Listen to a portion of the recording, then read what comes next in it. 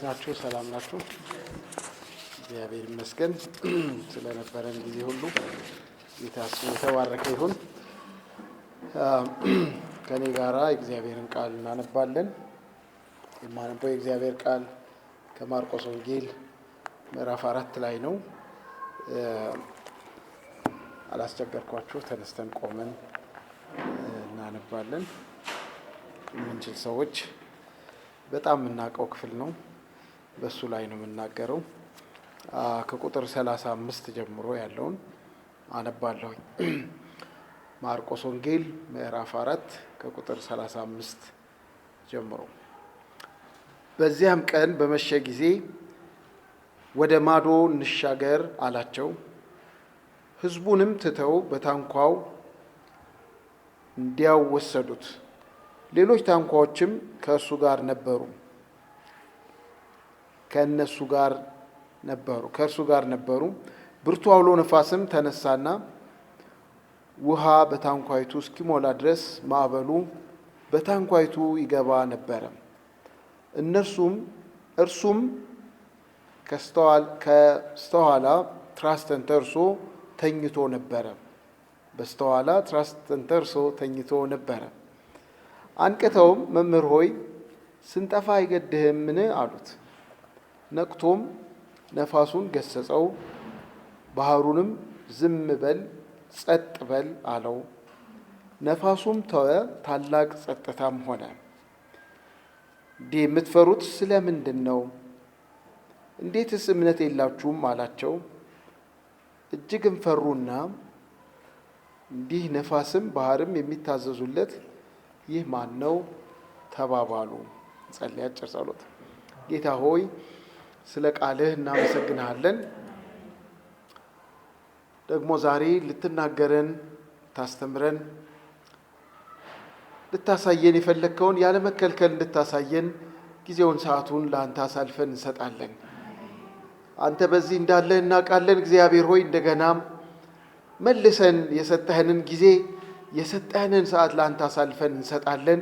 አንተ ሰልጥንበት፣ አንተ ተናገረን። ጌታ ሆይ ቃልህ ይፈውሰን፣ ቃልህ ይጠግነን፣ ቃልህ ያስተምረን፣ ቃልህ እግዚአብሔር ሆይ ይትከለን፣ ቃልህ ወደ አንተ ያስጠጋን፣ ቃልህ ነፃ ያውጣን። ጌታ ሆይ ቃልህ ለሌሎች ደግሞ የምንተርፍ እንድንሆን ይባርከን። በቃልህ ባርከን ጌታ ሆይ፣ በቃልህ ተናገረን ጌታ ሆይ።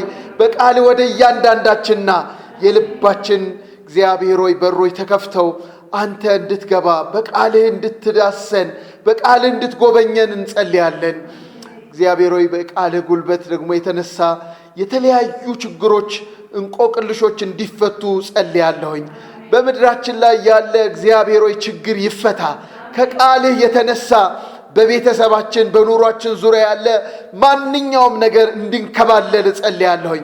የከበደን ነገር ሁሉ የተፈታ ይሁን። እግዚአብሔር ሆይ አንተ ቀላል ማድረግ ትችላለህ። ተፈጥሮን የምታዝነ ሁሉ የሚታዘዝልህ ድንቅ አምላክ ነህና በጌታ በኢየሱስ ስም ማንኛውም እንቆቅልሽ የተፈታ እንዲሆን ጸልያለሁኝ። በሽታ በኢየሱስ ስም ከኛ ይራቅ። ክፉ ነገር ከቤታችን ይራቅ። ክፉ ነገር ከምድራችን ላይ ይራቅ። እግዚአብሔር ሆይ ጠላት የሰራው አዚም ድንዛዜ፣ ድግምት፣ አስማት ሁሉ በዚህ ምድር ላይ የሚሰራ የክፉ መንፈስ የተገለበጠ እንዲሆን እንጸልያለን። በጌታ በኢየሱስ ስም ስራው፣ ሐሳቡ የፈረሰ እንዲሆን እንጸልያለን። በጌታ በኢየሱስ ስም የፈረሰ ይሆን። እግዚአብሔር አምላክ ሆይ ይህንን ምድር አንተ ታደግ። እጆችን ዘርጋና ባርከን። እግዚአብሔር ሆይ ቃልህን ግለጽልን። ስለ ሁሉ ተመስገን። በጌታችን በመድኃኒታችን በኢየሱስ ስም አሜን፣ አሜን። ጌታ ይባርካችሁ። ተቀመጡ። ምዕራፍ 4 በጣም በምሳሌ የተሞላ ጌታችን ኢየሱስ ክርስቶስ ብዙ ምሳሌዎችን እየተናገረ ያስተማረበት ክፍል ነው። ኢየሱስ ክርስቶስ የእግዚአብሔር መንግስት ምን እንደምትመስል፣ የእግዚአብሔር መንግስት ማሰብ እንዴት እንደሚገባቸው ለደቀ መዛሙርቱ ያሳየበት ነው። በተለይ ምዕራፍ 4 ላይ የማርቆስ ወንጌል ምዕራፍ 4 በጣም ብዙ ግርግር የሌለባት፣ በጣም ብዙ ፍጥነት የሌለባት፣ ግን በሚስጥርና በኃይል የምታድግ ቀስ እያለች የምትበዛ የእግዚአብሔር መንግስት እንዳለች ያስተማረበት ክፍል ነው። ዋና ትምህርቱ ይሄ ነው። ኢየሱስ ያስተማረው የእግዚአብሔር መንግስት በቃሉ ዘር አማካኝነት፣ ምክንያቱም ልክ ምዕራፉን ሲጀምር የዘሪው ምሳሌ በማንሳት ነው የሚጀምረው። በምሳሌ ብዙ ያስተምራቸው ነበር ይላል። በትምህርቱም አላቸው እነሆ ዘሪ ሊዘራ ወጣ ይላል። ምዕራፍ 4 ሲጀምር እንደሱ ነው።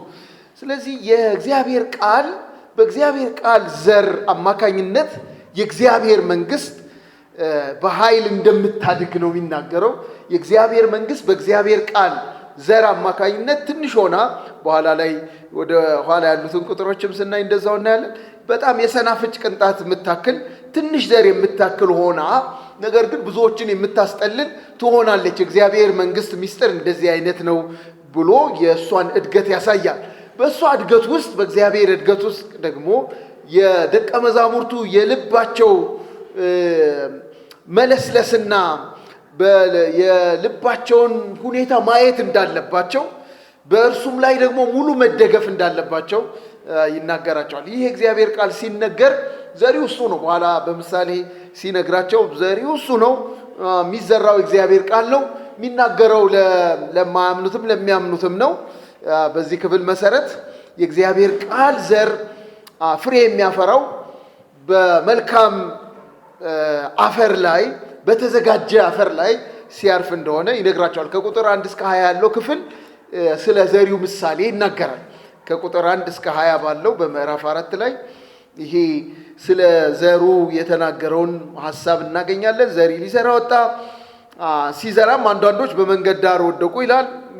ቦታውን ይናገራል፣ የት የት እንደወደቀ። አንዳንዱ በመንገድ ዳር፣ አንዳንዱ ደግሞ በጭንጫ ምድር ላይ አረፈ፣ አንዳንዱ ሾክ የበዛበት ላይ አረፈ፣ አንዳንዱ ደግሞ በመልካም ዛፍ ላይ አረፈ እና በመልካም መሬት ላይ በመልካም አፈር ላይ አረፈ።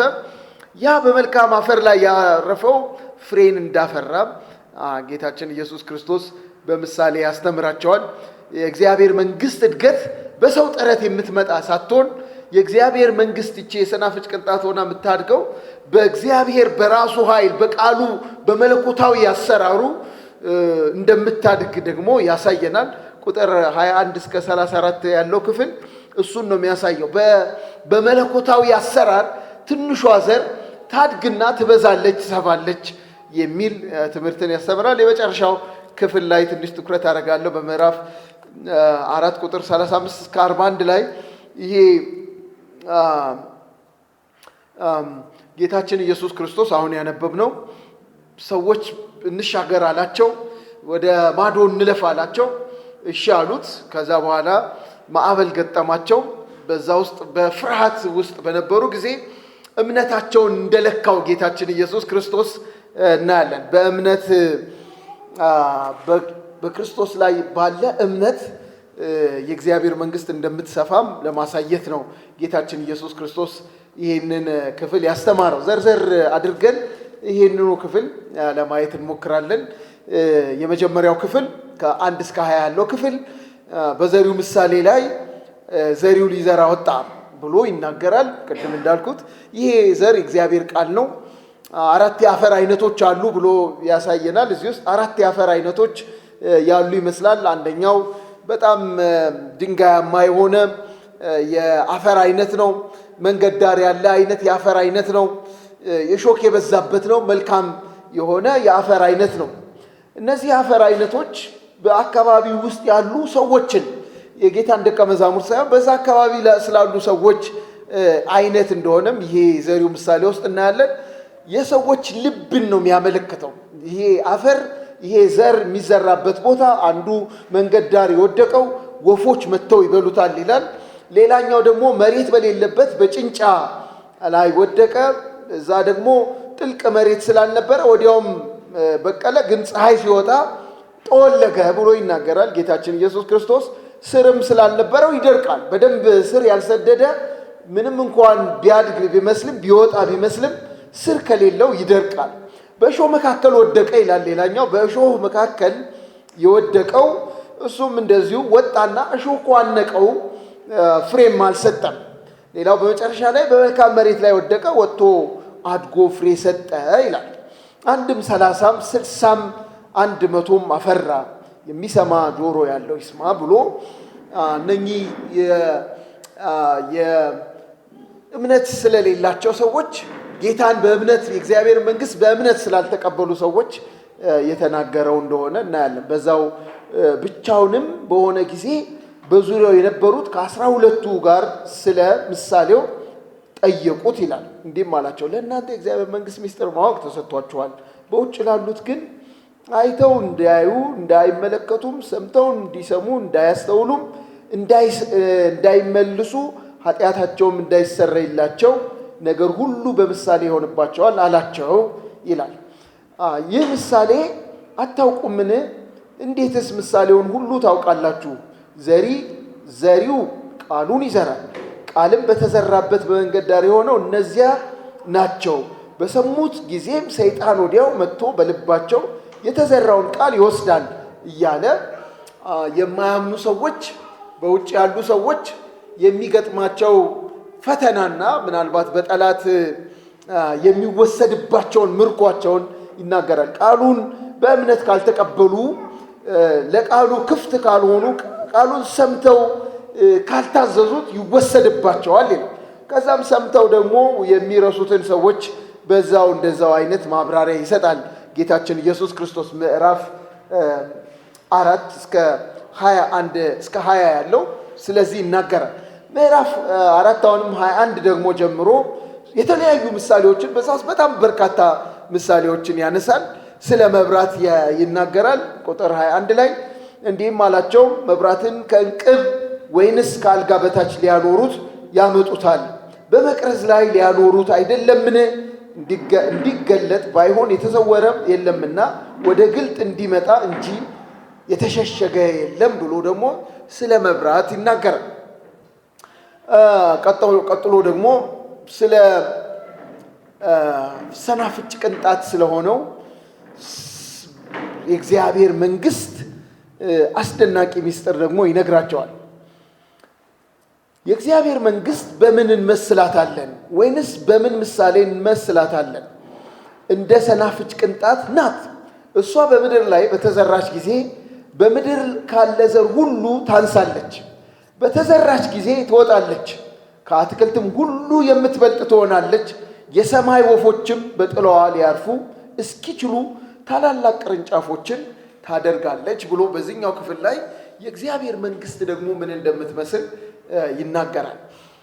መቼም ጌታችን ኢየሱስ ክርስቶስ በዚሁ የማርቆስ ወንጌልን ሲጀምር የተናገረው የእግዚአብሔር መንግስት ቀርባለች ንስሐ ግቡ የሚል መልእክት ይዞ ነው የመጣው። ስለ እግዚአብሔር መንግስት አዋጅ በመናገር ስለ እግዚአብሔር መንግስት በማስተዋወቅ ነው ኢየሱስ ክርስቶስ የመጣው። ትልቁም ሚስጥር እሱ ነው። በዚህ በማርቆስ ወንጌል ላይ ተገልጦ የምናገኘው ጌታችን ኢየሱስ ክርስቶስ ይቺ የእግዚአብሔር መንግስት እንዴት እንደምትጀመርና እንዴት እንደምትሰፋ ይናገራል። ከዚህ በፊትም ስለ እግዚአብሔር መንግስት እዚህ ጥቂት ተናግሬያለሁ። በማቴዎስ ወንጌል በጌታችን ኢየሱስ ክርስቶስ ጸሎት ለደቀ መዛሙርቱ ባስተማረው ጸሎት ጌታችንን ደቀ መዛሙርቱ ዮሐንስ ደቀ መዛሙርቱ ጸሎት ሲያስተምራቸው አይተናል። አንተም ደግሞ እኛን ጸሎት አስተምረን ባሉት ጊዜ ስለ ጸሎት ኢየሱስ ክርስቶስ አስተማራቸው። ባስተማራቸው ጸሎት ውስጥ መንግስት ትምጣ የምትለውን ሐሳብ የሆነ ጊዜ እዚህ አካፍያለሁ። መንግስት ትምጣ ብሎ ኢየሱስ ክርስቶስ እንዲጸልዩ መንግስት ትምጣ ብላችሁ ጸልዩ ሲላቸው የእግዚአብሔር መንግስት ያልመጣች ሆና ሳይሆን የእግዚአብሔር መንግስት በሙላት እንድትመጣ የእግዚአብሔር መንግስት በሙላት እንድትሰፋ የመጣች ነች። እያደገች የምትሄድ የምትሰፋ ስለሆነች መንግስት ትምጣ ብላችሁ ጸልዩ ይላቸዋል። የመጨረሻው የመንግስቱ መምጣት ጉዳይ በእግዚአብሔር በራሱ የሚወሰንም መሆኑን ያሳየናል ብለናል። እንደገና በሌላ መልኩ ደግሞ በየቀኑ እየሰፋች እያደገች ትሄዳለች። ለዛ ደግሞ የሚሆነው ይሄ ክፍል በግልጽ ያችን መንግስት ምን እንደምትመስል ያሳያል። እንግዲያው የጌታችን ኢየሱስ ክርስቶስ ዋናው ትምህርትም አይተን በብሉይ ኪዳንም በጀምሮ ስለ እግዚአብሔር ቀን ይናገራል። የዛኔም ይህንን ቃል አንስቻለሁ። የእግዚአብሔር ቀን የምትባል ቀን አለች። የእግዚአብሔር ቀን የሚባል ሰዎች ሁሉ የሚጠብቁት፣ ሰዎች ሁሉ ለማየት የሚፈልጉት የጌታ ጊዜ የጌታ ቀን የሚባል ያ የእግዚአብሔር መንግስት እንደሆነ ያሳያል ብለን አይተናል። በኢሳይያስ ስለዚህ ተነግሯል። ስለ መንግስቱ መምጣት፣ ስለ እግዚአብሔር ቀን ሰዎች እንዲጠባበቁ ወደፊት እንዲያደርጉ ያ የእግዚአብሔር መምጣት የመንግስቱ መምጣት በኢየሱስ ክርስቶስ ደግሞ የበለጠ ትኩረት ተሰጥቶት ዝርዝር ትምህርት እንደተሰጠው በማቴዎስም በማርቆስም በሉቃስም የወንጌል ዘጋቢዎች እሱን ነው የዘገቡልን። የእግዚአብሔር መንግስት መምጣቷን፣ የእግዚአብሔር መንግስት ባህሪ፣ የእግዚአብሔር መንግስት እንዴት እንደምታድግ ነው። የእግዚአብሔር መንግስት እንግዲያው በቃሉ ዘር አማካኝነት የምትተከል እንደሆነች ጌታችን ኢየሱስ ክርስቶስ ይናገራል። ከዛም በቃሉ ደግሞ ታድጋለች። ከዛ ያንን ደግሞ እንድታድግ እንድትሰፋ ደግሞ ሰዎች ልባቸውን አዘጋጅተው መቀበል አለባቸው። ሰዎች ሲቀበሉ እያደገች እየሰፋች ትሄዳለች። በውስጧም ያሉ ደግሞ እምነት ያስፈልጋቸዋል የሚለውን ትምህርት ሲሰጥ እናያለን። በዚህ ክፍል ውስጥ እንግዲህ በርካታ ነገሮችን ጌታችን ተናግሮ ትልቁ ነገር ግን የመንግስቱን ምሳሌ ምን እንደምትመስል የእግዚአብሔር መንግስት አሳያቸው። ትንሽ ብትሆንም የእግዚአብሔር መንግስት የማትታይ ብትሆንም ፍጻሜዋ ግን በጣም ትልቅ ነው ጌታችን። ፍጻሜዋ ግን በጣም ትልቅ ነው። በትንሹ ትጀምራለች፣ ነገር ግን በኋላ ሁሉንም ትወርሳለች። ለብዙዎች መጠጊያ ትሆናለች፣ ነገር ግን ጅማሬዋ ትንሽ ነው። ስለ እግዚአብሔር መንግስት ለመናገር አይደለም ዛሬ ያሰብኩት። ከዚህ ቀጥሎ ያለው ክፍል የእግዚአብሔር መንግስት ውስጥ በእርሱ ላይ ደግሞ እጅግ አድርገን በጣም በጠንካራ ሁኔታ በእርሱ መታመን እንዳለብን የሚያሳየውን ክፍል አብረን እንመለከታለን። ጥቂት ነው የምንቆየው፣ እሱን አይተን እንጨርሳለን። ከቁጥር 35 ጀምሮ ያለውን ያነበብኩትን መስማትም በሚችሉበት መጠን እነዚህን በሚመስል በብዙ ምሳሌ ቃሉን ይነግራቸው ነበር ይላል። ያለ ምሳሌ ግን አልነገራቸውም። ለብቻቸው ሲሆኑ ነገሩን ሁሉ ለገዛ ደቀ መዛሙርቱ ይፈታላቸው ነበረ። ያስፈልጋቸዋል መፍታት። አንዳንዱ አይገባቸውም፣ አንዳንዱ ይረዱታል፣ ግን በደንብ አይገባቸውም። ጌታችን ይፈታላቸው ነበር። አሁን የጌታን ትምህርት ስለ ቲዮሪ የሚያልቀምበትና በቲዮሪ ሲያስረዳቸው፣ በምሳሌ ሲነግራቸው፣ በተለያየ ነገር ትምህርት ሲሰጣቸው የቆየውን ወደ ተግባር ትምህርት ደግሞ ጌታችን በልዩ ልዩ መንገድ ያስተምራል። ወደ ተግባር ትምህርት የዞረበትን ክፍል ነው የምናገኘው። ቁጥር 35 ከቲዮሪ ክላስ ወጡ ማለት ነው። እንደሱ ብለን ብናስበው ቲዮሪ ሲማሩ ነበረ። በቃል ስለ እምነት አስፈላጊነት፣ እንዴት የእግዚአብሔር መንግስት እንደምትሰፋ፣ እምነት እንደሚጠይቅ የእግዚአብሔር መንግስት ቃሉን መቀበል እንደሚጠይቅ ሲያሳያቸው ነበረ። አሁን በቁጥር 35 ላይ የሆነ ተግባራዊ የሆነ ፍተሻ አይነት ነገር ወደዛ ውስጥ የገቡ ይመስለኛል። ለምን እንደሆነ አላውቅም። በነገራችን ላይ እዚህ ክፍል ላይ ብዙ አይናገርም። ማደሪያ ስለሌለ ይሆን አላውቅም። በባህር ዳር ቆሞ ያስተምር ጀመረ ነው የሚለው። ሲጀምር እጅግ ብዙ ሰዎች ወደ እርሱ ተሰብስበው ስለነበረ በታንኳ ውስጥ ገብቶ ነበረ ሲያስተምር የነበረው። ይህን ሁሉ በምሳሌ ሲያስተምር የነበረው በታንኳ ውስጥ ገብቶ ነበረ። በባህር ላይ ተቀምጦ ነበረ ሲያስተምራቸው የነበረው። ታንኳው አይ ቲንክ የቆመበት ቦታ ላይ እንዳለ በዛ ውስጥ ገብቶ ጌታችን ኢየሱስ ክርስቶስ ብዙ ሕዝብ በመሬት ላይ ቆሞ ያስተምር ነበረ ነው የሚለን። በባህር ዳር እዛ ያሉ ብዙ ሰዎች በምሳሌ ሲያስተምራቸው ይሰሙ ነበረ። እሱን በጨረሱ ጊዜ በመሸ ጊዜ ይላል። ሙሉ ቀን እንግዲህ አስተማራቸው ይመስለኛል። በመሸም ጊዜ በዚያን ቀን በመሸ ጊዜ ሰዓቱን ይሁ በመሸ ጊዜ በዚያ ጊዜ ሲጨላልን ይመስለኛል ጌታችን ኢየሱስ ክርስቶስ ወደ ማዶ እንሻገር አላቸው ይላል። ጌታችን ኢየሱስ ክርስቶስ ወደ ማዶ እንሻገር ብሎ ጠየቃቸው፣ አዘዛቸው። ቁጥር 35 እና 37 ድረስ ይህንን እናያለን።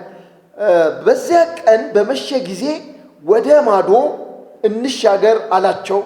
ሕዝቡንም ትተው በታንኳው እንዲያው ወሰዱት ይላል። ሌሎችም ታንኳዎች ከእሱ ጋር ነበሩ ብሎ ይናገራል። ጌታ ምን አለ ነው የሚለው? እንሻገር አላቸው። አስተማረ፣ ጨረሱ፣ መሻሸ፣ ጊዜው ጨለምለም አለ። ስለዚህ እንሻገር አላቸው ደቀ መዛሙርቱ። ጉዞውን የጠየቃቸው ኢየሱስ ክርስቶስ ነው። በደንብ ልብ ብለን እንድናይ ይፈልጋሉ። የጌታ ቃል ነው። ጌታ ነው ያዘዘው እንሻገር ያለው። ጌታ እንሻገር አላቸው። እንሻገር፣ ወደ ማዶ እንሂድ አላቸው። የጉዞው ጀማሪ ጌታ ነው። በደንብ እንድናስተውል ነው የምናገረው። የጉዞው ጀማሪ ጌታ ነው። ወደ ማዶ እንሻገር ያለው እርሱ ነው። ጉዞ በእሱ ትእዛዝ ነው የተጀመረው። ሌላ ሰው አላነሳሳም። ደቀ መዛሙርቱ መሽቷልና እዚህ አካባቢ ለማደሪያ የሚሆን ቦታ የለም፣ ወደዛ እንሂድ አላሉ። ደክሞሃልና እንረፍ ወደዛ አላሉ። ወደዛ እንሂድ ያለው ኢየሱስ ክርስቶስ ነው። ለምን እንዳለ ግን አናውቅም። ክፍሉ አይናገርም። ቢያንስ ማርቆስ አልዘገበልንም። ለምንድን ነው ጌታችን ኢየሱስ ክርስቶስ ወደ ማዶ እንሻገር ያላቸው? ምናልባት በማዶ ተሻግረው በባህር ማዶ በጌርጌሶን ሀገር የሚኖር ሌላ ሰውን ለማግኘት ለመፈወስ አስቦ ነው ኢየሱስ ክርስቶስ ለደቀ መዛሙርቱ ለምን እንደሆነ አልነገራቸው። ነገር ግን በሆነ መንገድ የት እንደሚደርሱ ነግሯቸዋል። ወደ ማዶ ነው እንሂድ ያላቸው። መሻገር ነው። በታንኳ ውስጥ ገብተው ወደ ማዶ ይሄዳሉ። እንሻገር ብሎ ትእዛዝ ሰጥቷቸዋል። ጌታ ጠይቋቸዋል። ስለዚህ ጉዞውን በደንብ በጌታ ፈቃድ የተጀመረ ጉዞ ነው። እሱ ነው የጠየቀው። ልክ ጌታ ሲጠይቃቸው ደቀ መዛሙርቱ ምናልባት በጣም እውቀት ያላቸው ይመስለኛል። የታንኳ ነገር፣ የአሳ ማጥመድ ነገር ልምድ ያላቸው ነገር ይመስለኛል። ያው የጠራቸው መካከል አንዳንዶቹ አሳ አጥማጆች ስለነበሩ፣ ብዙዎቹም እንዲያውም በአሳ ማጥመድ ስራ የሚኖሩ ስለሆነ እዛ አካባቢ ያለውን ሁኔታ ያውቃሉ። መንቀሳቀሻውም ታንኳ ስለነበረ የገሊላ ባህር ደግሞ የሚባለው ይሄ የሄዱበት ባህር በጣም ይታወቃል አሉ። እኔ አንዳንድ የመጽሐፍ ቅዱስ ተንታኞች ሲናገሩ ሲጽፉ ሳይ በጣም የታወቀ ነው። የገሊላ ባህር ድንገተኛ አውሎ ንፋስ ይመጣል። እንኳን በማታ በቀንም የሚያስፈራ ነው። ያልታሰበ አውሎ ንፋስ በተደጋጋሚ የሚመጣበት አይነት ባህር ነው። ስለ ደቀ መዛሙርቱም በጣም የሚያስደንቅ ነገርን አይቻለሁ። ደቀ መዛሙርቱ ይህንን ቢያስቡም የገሊላ ባህር ይሄ የነበሩበት ባህር ንፋስ የሚበዛበት እንደሆነ ቢያቁም ጌታ ስላዘዘ ይመስለኛል። ጌታ ስላዘዘ ስበብ አላበዙም። በቃ እንሂዳላቸው ይሻሉ። ምንም በእርግጥ ዝርዝሩ አልተጻፈልም። ቢያስፈልግ ይጽፍልን ነበር። ቢያበዙ ኖሮ ዝርዝር ያበዙ አልመሰለኝ። ጌታ ሆይ አሁን መሽቷል፣ ጨለማ ነው። ምክንያቱም የቀኑ በዚያን ጊዜ ቀን በመሸ ጊዜ ነው የሚለውና መሽቷልና በታንኳ ለመሄድ በጣም ሊያስቸግረን ይችላል። ሌሊትም ደግሞ ንፋስ ሊመጣ ይችላል። ምሽቱ ድንገት ንፋስ ሊመጣ ይችላል። በጣም ያስቸግረናል። እንደገና እናስብበት አላሉትም። ኦኬ፣ አሁን ፈተና የተግባር ፈተና እንደሆነ ወይ ገብቷቸዋል ብዬ አስባለሁ፣ ወይ አልገባቸውም። ግን ቲዮሪ በጣም ሲሰሙ ነበር። በምሳሌ ሲያስተምራቸው ነበር። ስለ መንግስቱ ሲነግራቸው ነበር። ስለ መቀበል ቃሉን ስለ መታዘዝ ሲነግራቸው ነበር። ዘሪው እሱ እንደሆነ የሚዘራው የእግዚአብሔር ቃል እንደሆነ በተለያየ አይነት ቦታ ላይ እንደሚያርፍ ሲነግራቸው ስለነበር ምናልባት ያ ነገር በእነሱ ላይ እንዳይሆን እሺ ማለታቸው መታዘዛቸው ሊሆን ይችላል። አላቅም። ችግር ይገጥመናል ብለውም አላሰቡም። ወይም ምንም ልምድ ቢኖራቸው በእኔ ሀሳብ ምንም ልምድ ቢኖራቸው ችግር ይገጥመናል ስንሄድ ብለው ግን አላሰቡም። ለምን? ጌታ ስለተናገረ ብለው ሊቆጥሩ ይችላሉ። መከራ ፈተና ይገጥመናል፣ ማዕበል ይገጥመናል ብለው አላሰቡም። ጌታ ተናግሯል፣ እንሻገር ብሏል፣ እንሂድ በቃ ብለው ጀመሩ ነው ጉዞ የሚለው። በቃ ገቡና መቅዘፍ ጀመሩ ታንኳውን። ሌሎች ታንኳዎችም ነበሩ አብረው። ብዙ ታንኳዎች እዛ አካባቢ ነበሩ። አይ ቲንክ በደንብ ታንኳ የማረፊያው አካባቢ ይመስለኛል። ምክንያቱም ባህር ዳር ቁጭ ቆሞ እሱ ሲያስተምር ስለነበረ ሌሎች ታንኳዎችም አብረው ነበር። አብረው መሄድ ጀምሩ። ሌሎች ታንኳዎች እዛው ይቆሙ አይናገርም፣ ግን ከሱ ጋር አብረው ሌሎች ታንኳዎች ነበሩ ይላል። ግን ጉዞ ጀመሩ። ጌታ ባዘዘው መንገድ ጉዞ እንደጀመሩ ይሄ ቁጥር የሚነግረን እዛው ቁጥር 37 ላይ ብርቱ አውሎ ነፋስም ተነሳና ውሃ በታንኳይቱ እስኪሞላ ድረስ ማዕበሉ በታንኳይቱ ይገባ ነበር ይላል። በማዕበሉ ውስጥ ማዕበል ድንገት መጣባቸው። አውሎ ነፋስ ተከሰተ። እሱ ባዘዘው መንገድ እንሻገር ብሎ ንጉሱ ኢየሱስ፣ አዛዡ ኢየሱስ፣ አስተማሪው ኢየሱስ እንሂድ ብሏቸው እያለ ማዕበል ተነሳ ነው የሚለን። በጣም ነው የሚያስደንቀው። ኢየሱስ ክርስቶስ ሳያቅ ነው እንሂድ ያላቸው። ማዕበል እንደሚነሳ አያውቅም ነበር ኢየሱስ። ድካሙን ብቻ ነበር ኢየሱስ እንደደከመው ያስታውቃል። ጌታችን ኢየሱስ ክርስቶስ እንደደከመው የሚያስታውቀው ገና እንደገቡ ወደ ኋለኛው በስተኋለኛው ክፍል ገብቶ ኢየሱስ ክርስቶስ ተኝቷል ይላል። በጣም የሚያስደንቅ ነገር ነው። ተኝቷል፣ ደክሞታል ማለት ነው። ቀኑ ሙሉ ነው የዋለው። ከጧት ጀምሮ በዛ ላይ ቆሞ ያስተምር ነበረ። ረጅም ጊዜ ቆሟል፣ ረጅም ጊዜ ሰብኳል። ድካም ይዞታል። ስለዚህ ትንሽ ማረፊያም ጊዜ አግኝቷል ማለት ነው። ቶሎ ኢየሱስ ተኝቷል። ደቀ መዛሙርቱ ኢየሱስ ክርስቶስ እያዘዘ አዟቸው እየሄዱ ባሉበት በጣም ብርቱ አውሎ ነፋስ ገጠማቸው። ማዕበሉ በጣም አስፈሪ ነበረ። ባህሩ በዛ በጣም ይታወቃል። ቅድም እንዳልኳችሁ ነፋስ የሚነፍስበት ባህር ነው። ማዕበል ታንኳይቱን መታት። በውሃ እስክትሞላ ድረስ ኃይለኛው ዝናብ ውሃ ወደ ውስጥ ገባ። ጎርፍ ገባባቸው። ባህሩ ውስጥ ያለው ውሃ ገባባቸው። ምን ሊሆን እንደሚችል ማሰብ ነው። ለህይወት አደጋ የሚያሳስብ ለሞት አደጋ የሚያሳስብ ሞት የሚያስመጣ ይመስለኛል። በጣም አደገኛ ነው። እኔ እንደዚህ ገጥሞኝ አያውቅም። ጎርፍ ሰዎችን ሲገድል ወይንም መርከብ ውስጥ ታንኳ ውስጥ ገብቶ እንዴት እንደሚያስጨንቅ በጣም በርካታ ግን ፊልሞች አይተናል። ቢያንስ ታይታኒክ ፊልም ትዝ ይለናል ብዬ አስባለሁ።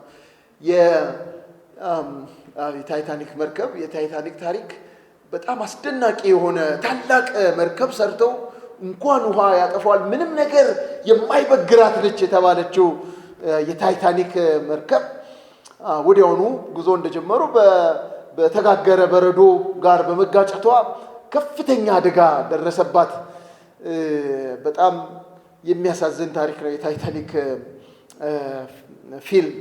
ኦፍ ኮርስ እውነተኛም ታሪክ ላይ መሰረት ያደረገ ፊልም ነው እና ምን ያክል አስጨናቂ እንደሆነ የመርከቡ ካፒቴኖች ሲያደርጉ የነበሩት ርብርብ ጭንቀት ያሳያል። አንዳንዶች አያውቁም ነበረ። ትዝ ይላችሁ እንደሆነ ታይታኒክ ውስጥ አንዳንዶች ሰላም ነው ብለው ያስቡ ነበረ። መርከቧ እንደተመታችና አደጋ እንደደረሰባት አያውቁም። ወዲያውኑ አናውንስ አላደረጉም።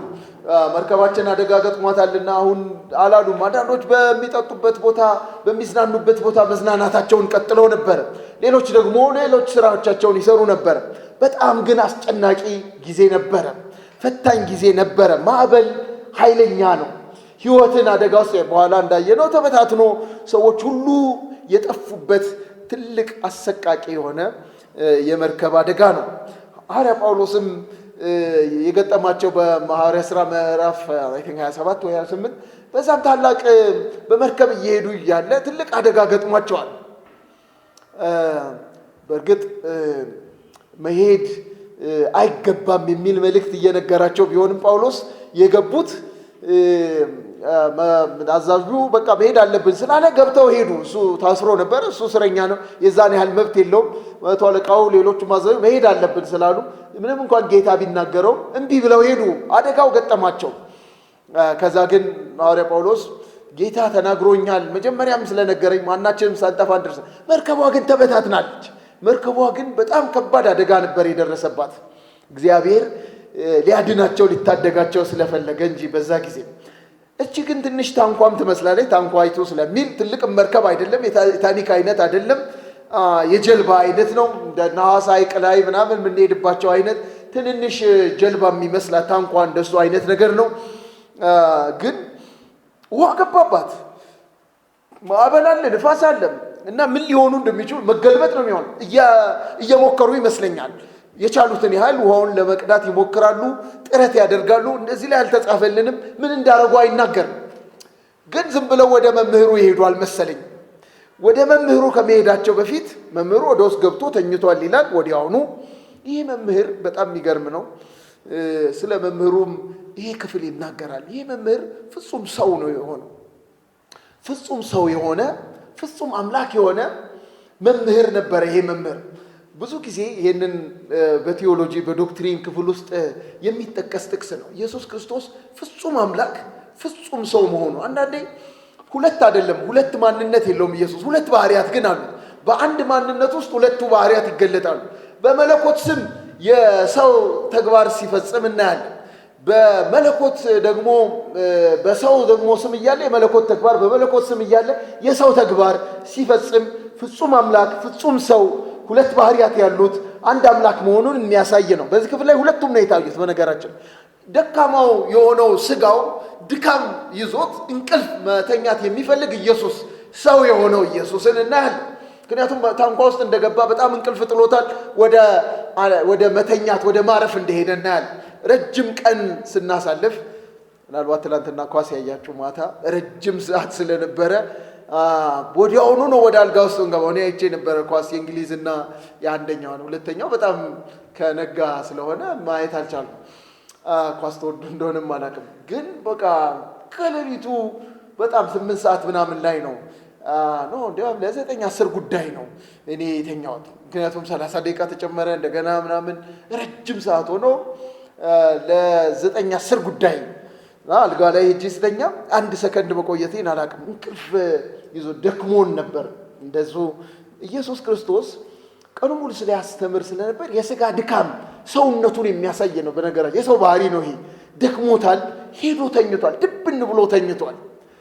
የተኛው ኢየሱስ ማዕበሉ ውሃው ሲገባ ግን አልረበሸው፣ ንፋሱ አላወቀው። ደግሞ የሆነ የመለኮት ባህሪንም አይበታል። እንደዚህ አይነት ሰላም በማዕበል ውስጥ እንደዚህ ጸጥ ብሎ መተኛት ደግሞ ትንሽ ከሰውነት ያለፈ ይመስለኛል። በዛ ሁኔታ ወይ አደገኛ እንቅልፍ ስለሆነ ይሆናል። ኦፍ ኮርስ አደገኛ እንቅልፍ አንዳንድ ጊዜ እንደ ሞት ያክል ይሆንና ታንኳው በማዕበል ሲናወጥ አልሰማም ኢየሱስ። ሰምቷልም አልሰማም ብለን መውሰድ እንችላለን። መለኮት የሆነውን ኢየሱስ ክርስቶስ ወዲያውኑ ስለዚሁ ጉዳይ የተግባር ፈተና ውስጥ ስለወሰዳቸው እኔ እንደሚገባኝ እምነት ይኖራችሁ አላቸው። እምነት ይኖራችሁ። የእግዚአብሔር መንግስት እቺ የምታድገው የእግዚአብሔር መንግስት በቃሉ ተዘርታ በትንሹ የምታድገው የእግዚአብሔር መንግስት የልባችን አፈር የምንቀበለውን አይነት ሁኔታ ማለት የቃሉን አቀባበላችንን መፈተሽና በእርሱ ላይ ሙሉ እምነት መኖር መያዝ ያስፈልጋል ነው የመንግስቱ ትምህርት። ይህንን በምሳሌ ይህንን በብዙ ምሳሌ በተግባር በቃሉ ሲያስተምራቸው የዋለውን ነገር ወደ ማዶ እንሻገር በሚል ተግባራዊ ትምህርት ውስጥ ደግሞ ይዟቸው የሄደ ይመስለኛል። ዲሞንስትሬሽን አይነት ነገር ነው የሚታየኝ። ብዙ ነገር ሊሆን ይችላል። ትክክለኛው ይሄ ነገር ላይሆን ይችላል። እርግጠኛ አይደለም። ግን የሆነ ዲሞንስትሬሽን አለ። እመኑ የተባሉ ሰዎች የእግዚአብሔር መንግስት እቺ ትንሽ ሆና በሰናፍጭ ቅንጣት ምናምን ተመስላ አድጋ ወፎች እስከሚጠለሉባት እስከሚኖሩባት ሌሎችም ትልቅ ዛፎችን የምትበልጥ የምትሆነው የእግዚአብሔር መንግስት እምነት ትጠይቃለች። ማመን በውስጥ መቀበልን ትጠይቃለች። የተዘራውን ዘር ቃሉን መቀበል ትጠይቃለች። ቃሉን ተቀብለው አምነው ሰዎች ሲከተሉ እየሰፋች እያደገች በኃይል ትሄዳለች። በጣም ብዙ ግርግር የለባትም። በጣም ብዙ የምትታይ አይደል፣ ቀስ እያለች ግን ትሄዳለች። ያችም ሆና ግን እምነት ትጠይቃለች። የሰናፍጭ ቅንጣት የምታክል እምነት፣ አንድ ጊዜ እንዳለው ጌታ የሰናፍጭ ቅንጣት የምታክል ትንሽዬ እምነት ትጠይቃለች። ያላቸውን ነገር ያስተማራቸውን ነገር በተግባር እምነታቸውን ለማስተያየት ለማየት ወደ ማዶ እንሻገር ብሏቸው ሊሆን ይችላል። ወደ ማዶ እረፍት ነው ብለው ሰዎች ይናገራሉ። አላቅም እንሻገር ብሏል ጌታ። ግን በመሸ ጊዜ ወደ ማዶ እንሻገር ብሏል። ወዴት እንደሚደርሱ ተናግሯል ጌታ። መሄድ የሚፈልግበትን ተናግሯል። ታንኳ የያዙ ሰዎች ደግሞ እንዲወስዱት ጠይቋቸዋል። ደቀ መዛሙርቱ ናቸው። እንሂድ ብሏቸዋል። ገብተዋል፣ እየሄዱ ነው። ጌታ ወዲያውኑ እንቅልፍ ተኝቷል። ታንኳ ደግሞ በጣም ብዙ ሳይሄዱ በአውሎ ንፋስ ተመታችና ወይንም አውሎ ንፋስ መጣና ባህሩ ላይ ተናወጠ። ውሃ ወደ ታንኳ መግባት ጀመረ። እኔም ይመስለኝ ወዲያው ሮጠው መምህሩን የጠሩት አይመስለኝም። ቅድም እሱን እያልኩ ነበር። የሚሞክሩ ይመስለኛል። እነዚህ ሰዎች እኮ ልምድ ያላቸው ሰዎች ናቸው ብያለሁ። ልምድ ያላቸው ስለሆኑ ያላቸውን አቅም ሁሉ የሚጠቀሙ ይመስለኛል። ወዲያው መቀስቀስ ሄደው ከሆነ በጣም አስተዋዮች ናቸው ብያስብ፣ በጣም ስለሱ አውቀዋል ብያስብ። አላወቁትም እኮ በደንብ በኋላም ያሳየኝ የማያውቁትን መምህር እየተከተሉ ነበር። የጌታን ኢየሱስ ክርስቶስን በማርቆስ ወንጌል በተለይ በጣም ብዙ መሲህነቱን፣ ማንነቱን፣ አምላክነቱን የተረዱት አይመስለኝም። ማርቆስም እንደሱ ነው ያቀረበው። በጣም ማን ነው ምናምን የሚለው መጨረሻ ላይ ተሰቅሎ በነበረ ጊዜ ከመቶ አለቃው መካከል አንድ ሰው ነው ይህ ሰው በእርግጥ እግዚአብሔር ልጅ ሳይሆን አይቀርም ምናምን ብሎ የተናገረው። እስከ መጨረሻው ምዕራፍ 16 ላይ ተሰቅሎ ባለበት አንድ ሰው ጮኋል። ይህ ሰው ምናልባት አሁን ወደ መጨረሻ አካባቢ መገለጡ እየበዛ ሲመጣ ለመረዳት የቻሉ ይመስላል። አለበለዚያ በጣም ተሰውሮባቸዋል። ማን እንደሆነ አላወቁም። ምክንያቱም ኢየሱስ ክርስቶስ ማን እንደሆነ ቢያውቁ ኖሮ ከመጀመሪያው ፍርሃት ይልቅ የኋለኛው ፍርሃት፣ በእርግጥ በጎ ፍርሃት ይመስላል፣ በጎ ፍርሃት ነው የሚመስለኝ እኔ የኋለኛውን ፍርሃት መልካም ፍርሃት አድርጌ ነው ያየሁት። ይሄ ብለው ሲደነግጡ ከዛ ወደ ኢየሱስ ክርስቶስ ግን እየጮሁ ሲሄዱ የንዴትም ይመስላል ያረዳቸው። ለምን አይረዳንም ሊሆን ይችላል። አንተ ስንሞት ስንጠፋ አይገድህም ብለው ለመቀስቀስ አንቅተውም መምህር ሆይ ስንጠፋ አይገድህም ምን አሉት ይላል። የንጭንጭ ነው የሚመስለኝ፣ የንጭንጭ ነው የሚመስለኝ።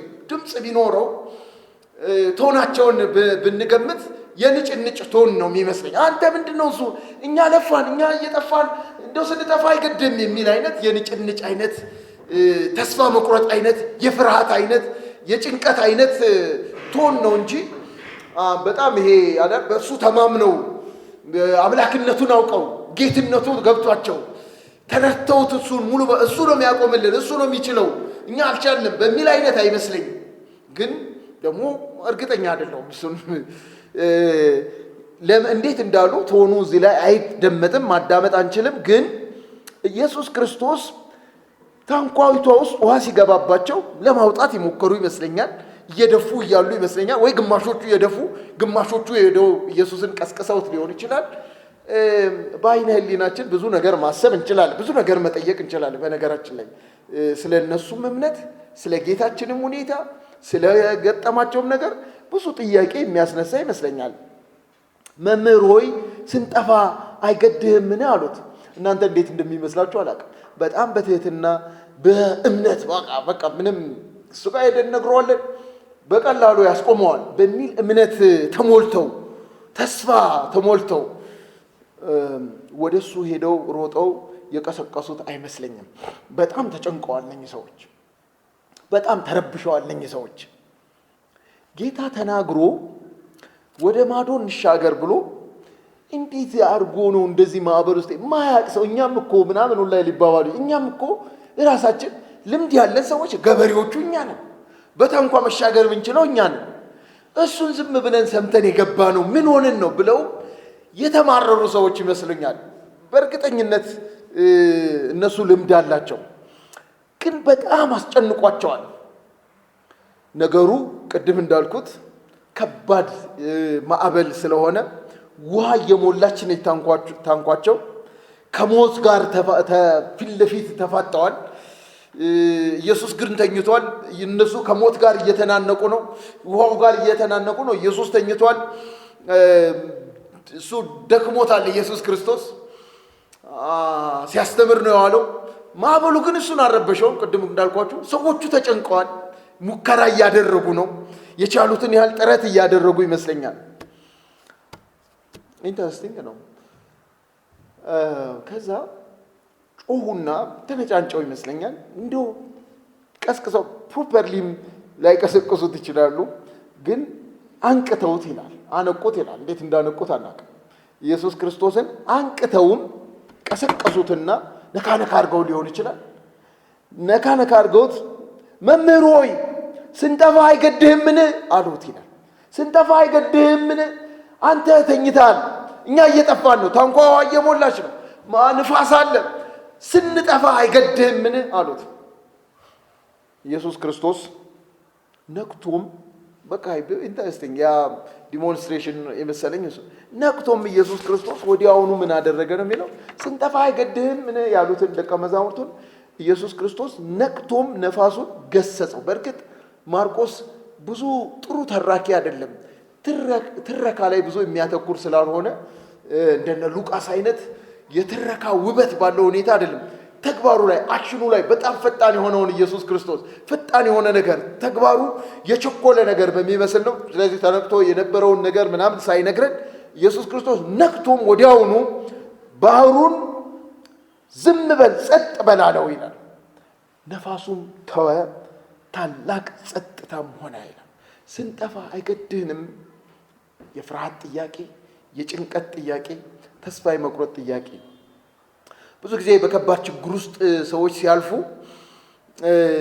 ይጨነቃሉ። ኖርማል ይመስለኛል። አሁን ለምን ተጨነቁ? በጣም እምነት የሌላቸው ሰነፎች፣ ደካሞች ብሎ መፍረድ የሚቻል አይመስለኝም በደቀ መዛሙርቱ ላይ። እኔ ማናችንም የሚገጥመን ነው። እንኳን ማዕበል የመታው ታንኳ ውስጥ ሆነን፣ ባህር ላይ ያለ ታንኳ ውስጥ ሆነን ንፋስ የአንቀሳቀሰው ውሃ የገባበት ትንንሽ ነገሮች እንኳን የሚያስጨንቁን ሰዎች ነን። በጣም ከባድ ጭንቀት የገጠሙን ጊዜያቶች አሉ። በህይወታችን ውስጥ ከባድ ነገር ውስጥ አልፈን ለምሳሌ እኔ አንድ ቀን መኪና እየነዳሁ ፍሬን እምቢ ብሎኝ ያውቃል። በጣም ከባድ ጊዜ ነበር ያ እና ያስጨንቃል። ከጎኔ ወንድሜ ነበረ፣ ከኋላ ጓደኛችን ነበረ።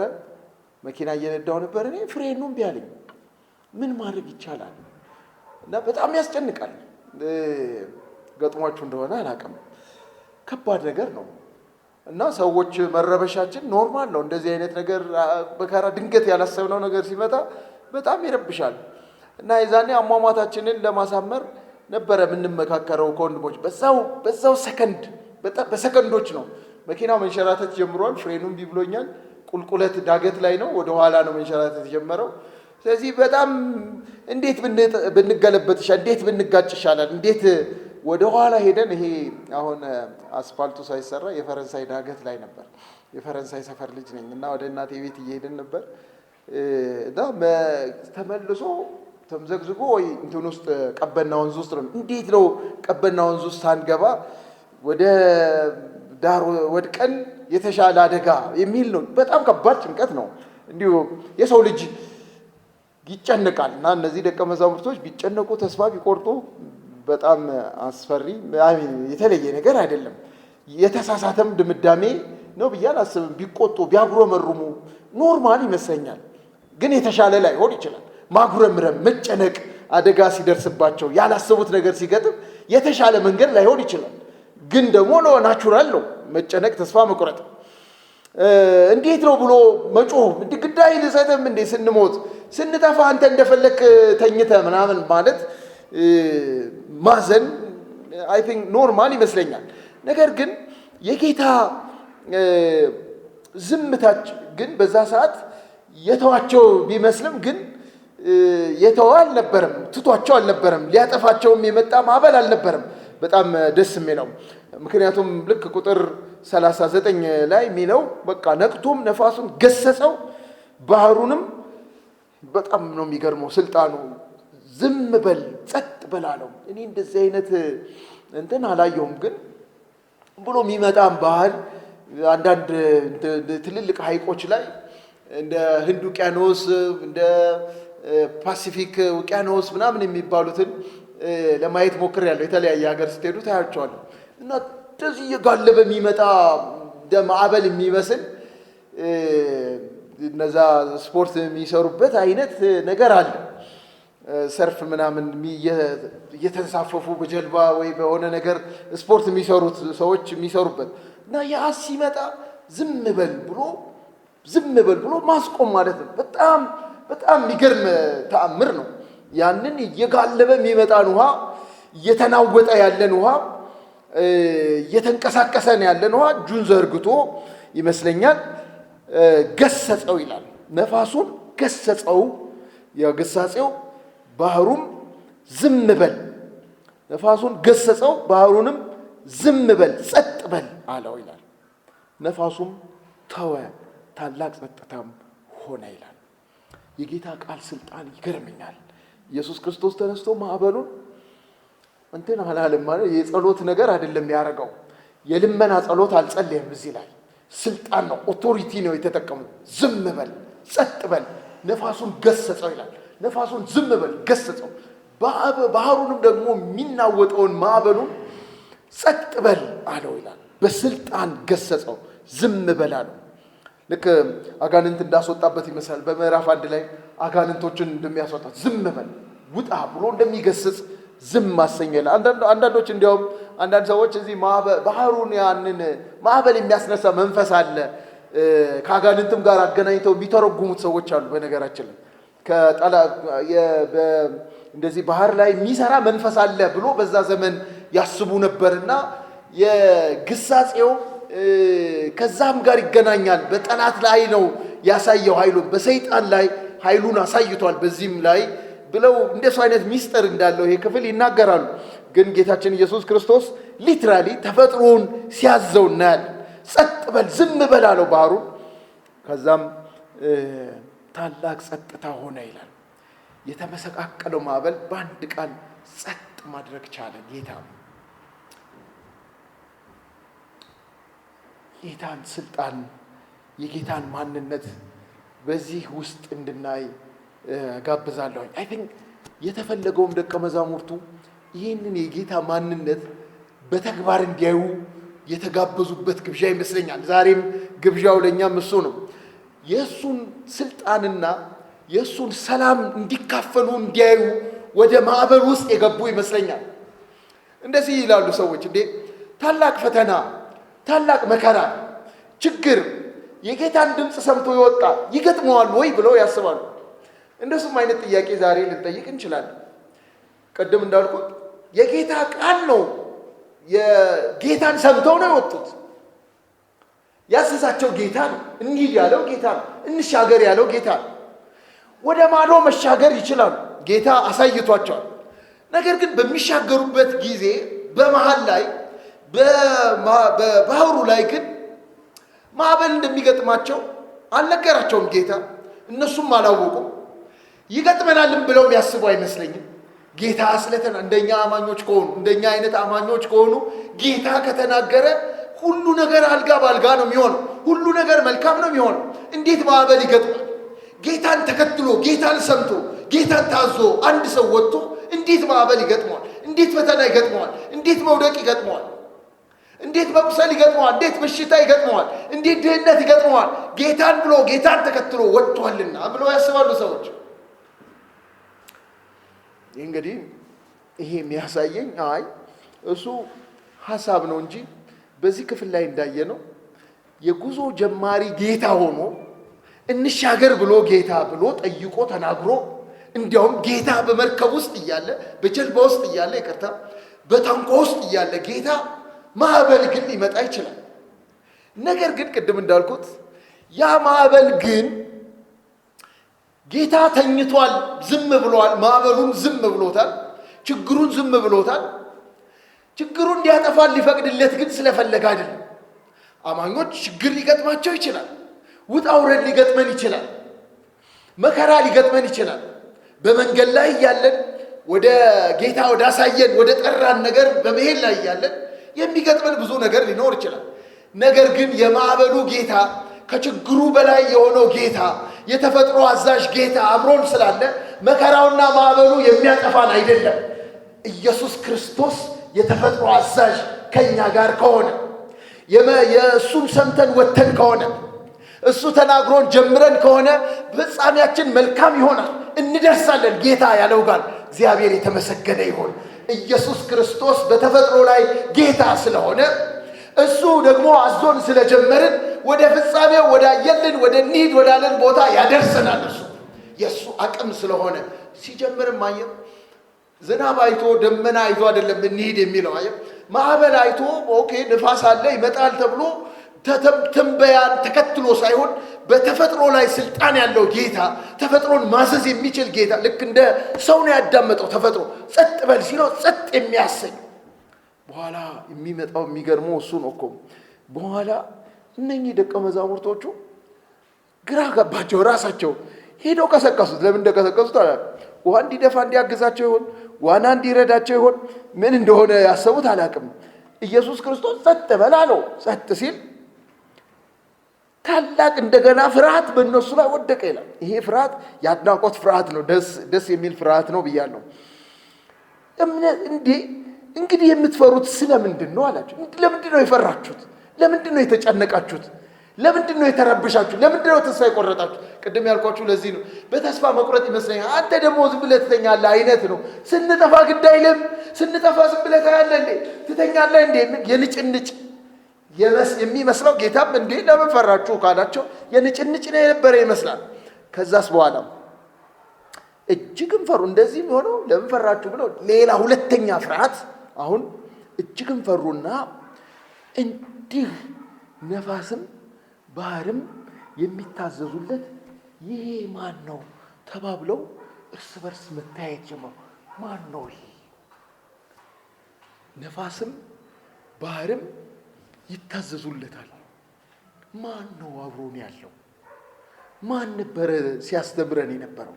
ማን ነበረ ተኝቶ የነበረው? የሚል እንደገና ሌላ ፍርሃት፣ ሌላ መደነቅ፣ ሌላ መገለጥ ያገኙ ይመስለኛል።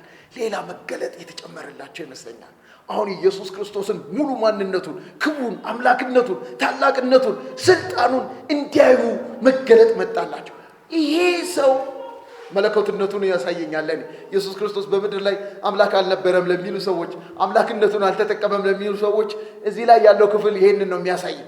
ድብና አድርጎ አምላክነቱን ተጠቅሟል። ኢየሱስ ክርስቶስ አምላክ መሆኑ፣ አምላክ የሆነው ኢየሱስ ክርስቶስ ፍጥረትን ሲታዘዝ፣ አለበዚያ ፍጥረት ማን ይታዘዛል? ፍጥረት ላይ ስልጣን ያለው ፍጥረትን ገዢ የሆነ የፍጥረት ባለቤት ፈጣሪ የሆነው ኢየሱስ ክርስቶስ እንደገና ፍጥረትን ሲያዝ መለኮታዊ የሆነው ባህሪ በሰው ስም በሰው መንገድ እየሄደ እየተኛ የመለኮትን ስራ ሲሰራ የእግዚአብሔርን ስራ ሲሰራ ደግሞ እናያለን። ዝም በል ጸጥ በል ብሎ ንፋሱን ሲያዘው የፈሩትም ለሱ ነው። ይህ ሰው እንደዚህ ማለታቸው ነው።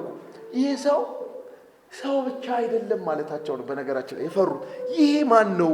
ባህር የሚታዘዝለት ነፋስ ይሄ ኮሜንት በጣም አስፈላጊ ነው። ባይዘው የማርቆስም የወንጌላትም ጸሐፊዎች እንደዚህ አይነት ኮሜንቶች ሰዎች ሲሰጡ ስለ ኢየሱስ ክርስቶስ በጣም ልብ እንድንል የፈለጉት ነገር ያለ ይመስላል። ልብ ብለን እንድናስብ ይሄ ማን ነው የተባለው ኢየሱስ ነፋስ የሚታዘዝለት ባህር የሚታዘዝለት ይሄ ማን ነው የሚለው ኮሜንታቸው ከሰው ልጅ የላቀ እንደሆነ ስጋ ለባሽ ብቻ እንዳልሆነ ሰው ብቻ እንዳልሆነ ነገር ግን አንዳች የመለኮት ኃይል አንዳች የእግዚአብሔርነት ባህሪ የተላበሰ እንደሆነ እግዚአብሔር መሆኑን የሚያረጋግጥ የሚያሳይ ነው። በተደጋጋሚ ማርቆስ የመጀመሪያው ምዕራፍ ላይ ይህንን ያነሳል።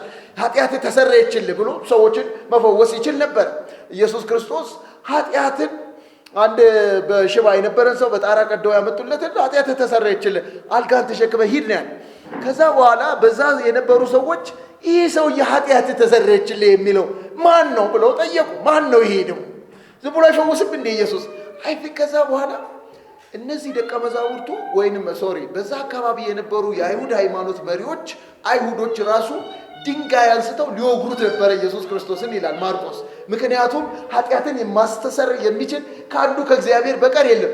ራሱን እግዚአብሔር ነኝ ይላል። እንዲህ ራሱን እግዚአብሔር አድርጎ ይጠራል። እንዲህ ኃጢአት ተሰረየችልህ እያለ ተፈጥሮን አዛለው እያለ እግዚአብሔር ነኝ ይላል። ያው መጨረሻ ላይ የመቶ አለቃው የተረዳው ይሄንን ነው።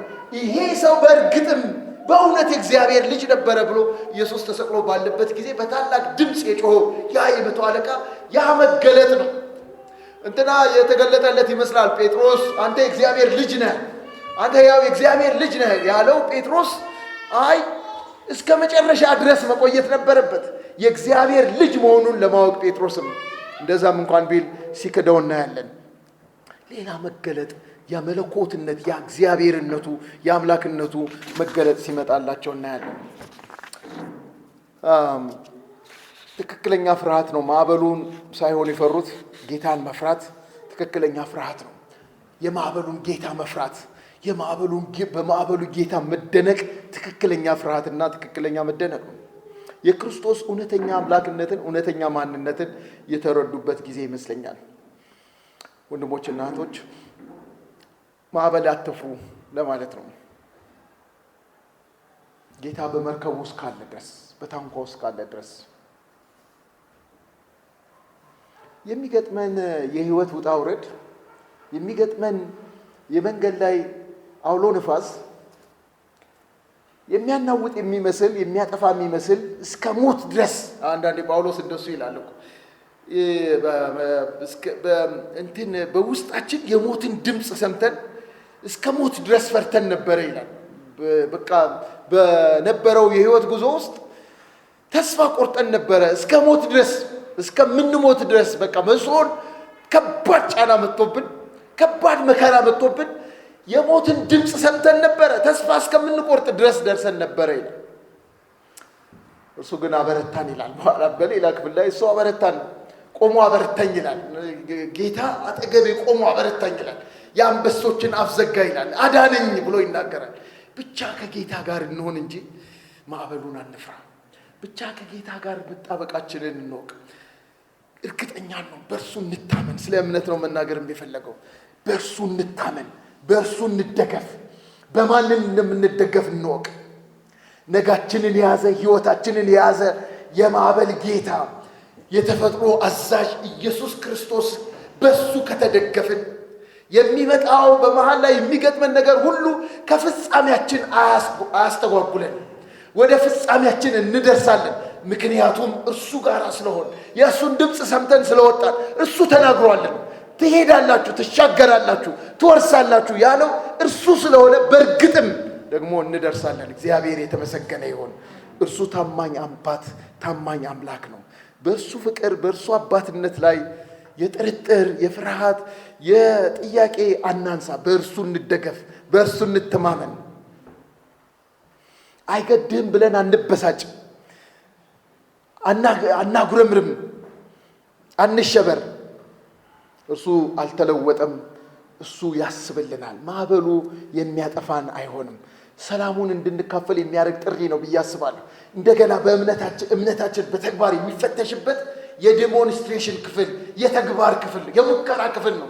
ማዕበል የሙከራ ክፍል ነው ብዬ አስባለሁ። ስለ እምነት የሰማነውን ቲዮሪ፣ ስለ እሱ የሰማነውን ቲዮሪ በተግባር የሚፈተሽበት የተግባር ሜዳ አለ። እምነት ትክክለኛ እግዚአብሔርን ማወቅም እሱ ነው ብዬ አስባለሁ። በእውነተኛ ህይወት ገጠመኝ ተፈትሾ የሚያልፍ ነው እንጂ እግዚአብሔርን ማወቅ በቲዮሪ በመጽሐፍ በመሸምደድ በትምህርት ቤት ገብቶ ስለ እሱ የምንሰማው አይደል። በእውነተኛ ህይወት ገጠመኝ ይፈተሻል። እርሱን ማወቃችን በእርሱ ላይ ያለን እምነት ይፈተሻል። ከማጉረምረም ህይወት እንውጣ። ከማጉረምረም ይልቅ ወደ እርሱ እንቅረብ፣ ወደ እሱ እንምጣ። መፍትሄ ያለው አምላክን ነው የያዝ ነው። ያላሰብነው ማዕበል ሲገጥመን በመከራችን ወደሚረዳን ወደ ጌታ እንጠጋም። እሱን እንወቅ፣ ክርስቶስን እንወቅ። ብርታት ይሆንልናል። ማንነቱን ስናቅ ፍርሃታችን ይለወጣል። ማንነቱን ስናቅ ድንጋጤያችን ሁሉ ከኛ ይወገዳል። እሱን እንወቅ፣ ወደ እሱ እንጠጋ። እግዚአብሔር ይርዳን። ጸልይና እንጨርሳለን።